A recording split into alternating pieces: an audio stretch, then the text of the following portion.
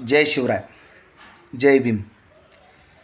मित्रांनो, सतत रमेश पाटील यांच्यावरती गरळ ओकणारी जी बाई म्हणजे संगीता वानखेडे, काय तर म्हणे कॉल रेकॉर्डिंग करून माझं बदनामी केली. तर मित्रांनो, ह्या कॉल रेकॉर्डिंग ही संगीता वानखेडे यांची पूर्ण तुम्ही रेकॉर्डिंग ऐका, कारण की त्या रेकॉर्डिंगमध्ये रमेश पाटलाच्या आधी ताई म्हटला रमेश पाटील दादा, मग ही बाई त्याला डायरेक्ट भाड खाऊ ते ह्या गोष्टी बोलली. मग रमेश पाटील यांच्या आईवरती गरळ ओकली. मग ते सहन नाही झाले पाटलाला, म्हणून पाटील यांनी तिला शिवीगाळ सुरुवात ही संगीता वानखेडे यांनी केली.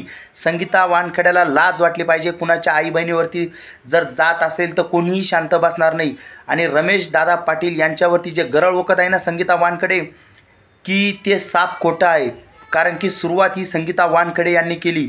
मग ज्या वेळेस रमेश दादाच्या आईवरती संगीता वानखेडेंनी शिवीगाळ केली, त्या टायमाला रमेश दादा पाटील यांच्या तोंडातून एक अर्धा शब्द निघाला, त्याच्यात गैर काय? म्हणजे संगीता वानखेडे ही आमची आई बहीण काढू शकते. मग आम्ही जर कधी संगीता वानखेड्याला जर कधी तू केलं तर मग संगीता वानखेडे काय तर धमकी देते, आम्ही सायबर क्राईममध्ये जाईन, मी आंदोलन करीन. अरे बाबा, एक माझ्या प्रश्नाचं उत्तर दे. रमेश पाटील हे एक मराठा समाजाचं नेतृत्व आहे. समाजसेवक म्हणजे काय हे रमेश दादा पाटील यांच्याकडून शिकण्यासारखं आहे. ज्या वेळेस मराठा समाजावर अन्याय झाला त्या वेळेस रमेश पाटील यांनी पूर्ण ताकदीने मराठा समाजाच्या पाठीमागे खंबीरपणाने उभे राहिले. आणि आज जर कधी तू त्यांचीच आई बहीण काढत असेल तर आम्हीही कसं शांत बसणार, आणि ते रमेश दादा पाटील ही कसं शांत बसणार? दादालाही बोलण्याचा अधिकार आहे. म्हणून कायद्याच्या चौकटीतच रमेश दादा पाटील हे संगीता वानखेडे यांच्यावरती बोललेले आहेत. कोणीही गैरसमज करून घेऊ नका. रमेश दादा पाटील यांची चूक नाही. संगीता वानखेडे यांनी आधी सुरुवात केली. जी कॉल रेकॉर्डिंग मी ऐकली ती कॉल रेकॉर्डिंगला डायव्हर्ट करून संगीता वानखेडे यांनी तिच्या यूट्यूब चॅनलवरती गलत कॉल रेकॉर्ड केलं आणि ते टाकलं. सगळ्यात मेन संगीता वानखेडे ही आपले जे संगीता वानखेडे जे कार्यकर्ते जे नेते आपले आहेत त्यांना टार्गेट करत आहे.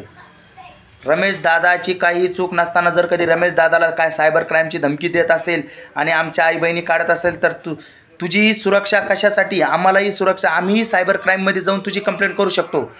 ही आई घाली आधी सुरुवात करतील, मग नंतर म्हणतील मला भोगत्या. भुकायला आधी सुरुवात ही संगीता वानखेडे करते. सायबर क्राईमने संगीता वानखेड्याची आधी चौकशी करायला हवी. आणि जरांगे दादावर अश्लील थंबनेर आणि अश्लील भाषेत बोलण्याच्या याच्यात तिच्यावर गुन्हा दाखल झालाच पाहिजे. आणि आज माझ्या माता भगिनी शांत आहे फक्त दादाच्या आदेशानुसार.